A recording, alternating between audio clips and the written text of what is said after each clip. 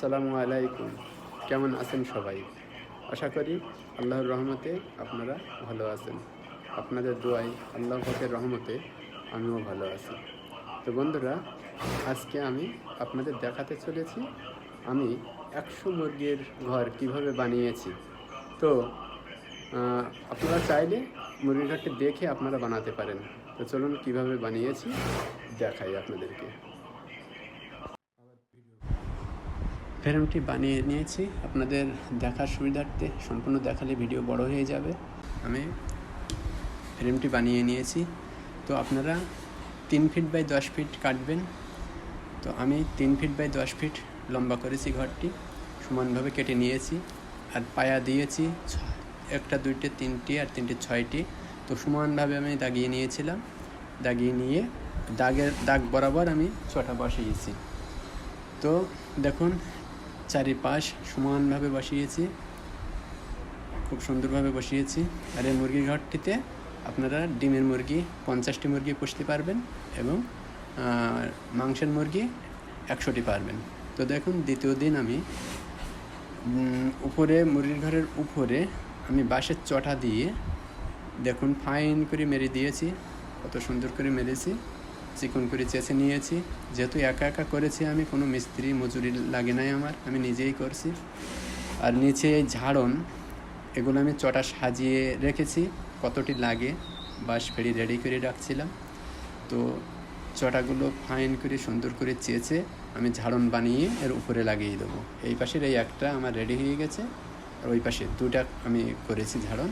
তো উপরে এই পাশে একটা লাগাবো, এই পাশে একটা, আমার সুবিধার্থে আমি এরকম করেছি। তো আপনারা ভালো করে দেখেন, টেনে টেনে দেখবেন, আপনারা অবশ্যই বানাতে পারবেন। সম্পূর্ণ ভিডিওটা দেখেন।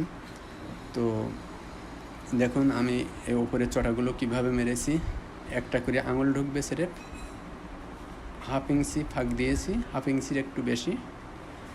তো দেখুন এইভাবে আপনারা করবেন। আর আমার সব কিছু বাড়ি ছিল, কাঠটা আমি কাটিয়ে এনেছি মিল থেকে, বাড়ি কাঠ ছিল, কাঠটি কাটিয়ে এনেছি। বাঁশও বাড়ি ছিল, বাড়ি পুরাতন টিন আছে। তো দেখুন আমি কেনার ভেতরে এই আরএফএলের নেটটি আমি কিনেছি। এই যে নেট লাগিয়েছি লাল রঙের, 5 ফিট বাই 16 ফিট লম্বা। তো আমার 1280 টাকা পড়েছে নেটটি।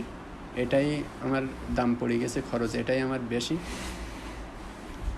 আর দেখুন নেট আমি লাগিয়ে দিয়েছি। আপনারা এই নেটের সামনেই নেট লাগাবেন, নেটের জায়গাটুকু কেটে দরজা বানিয়ে নেবেন, যতটুকু দরজা লাগে আপনাদের। আমি সামনে দিয়েছি রড দিয়ে, চিকন যে কয়েল রড আছে এক ধরনের, ওই রড দিয়ে আমি সামনের দরজা বানিয়েছি। বহুত ব্যয়বহুল, আপনারা এটা করবেন না। আপনারা এই আরএফএলের এই নেট দিয়েই সামনে লাগাবেন এবং দরজা যেটুকু আপনার প্রয়োজন সেইটুকু দরজা কেটে নেবেন। তো সবচেয়ে কম খরচে হয়ে যাবে ইনশাল্লাহ। তো দেখুন আমি মুরগির ঘরটির চারিপাশে নেটও লাগিয়ে দিয়েছি। আর দেখুন ঝাড়নটিও লাগিয়ে দিয়েছি। দেখুন নিচে থেকে বানিয়েছিলাম, বানিয়ে উপরে আমি ঝাড়নটি বসিয়ে দিয়েছি। দেখুন, তো ঝাড়ন আমার রেডি। দেখুন ঝাড়ন রেডি, চারপাশে নেট রেডি, উপরে টিন লাগিয়ে দিয়েছি, সব কিছু রেডি। দেখুন এখন সামনের দরজাটা লাগালে, সামনের পাট লাগালে হয়ে যাবে। তো আমি সামনের দরজাটাই লাগিয়ে আপনাদের দেখাবো। তো দেখুন সব কিছু আমি চটা মেরে দিয়েছি, টিন দিয়েছি, ঝাড়ন লাগিয়ে দিয়েছি, আপনারা ভালোভাবে দেখবেন।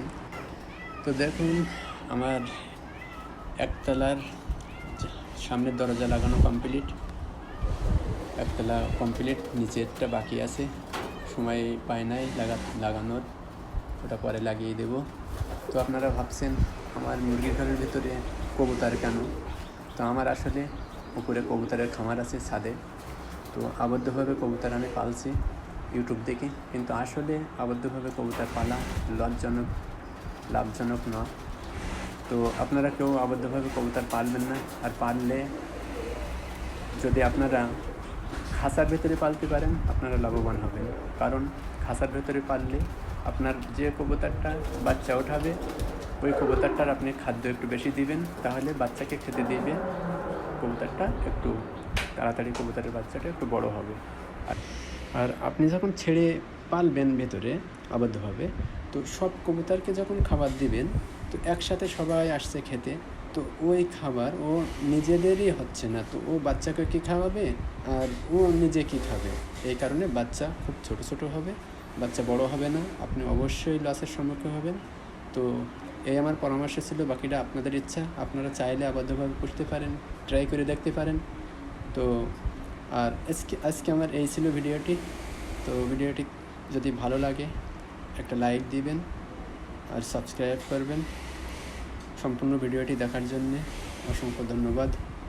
সবাই ভালো থাকুন, সুস্থ থাকুন। আজকের মতন এখানেই শেষ করছি। আল্লাহ হাফিজ।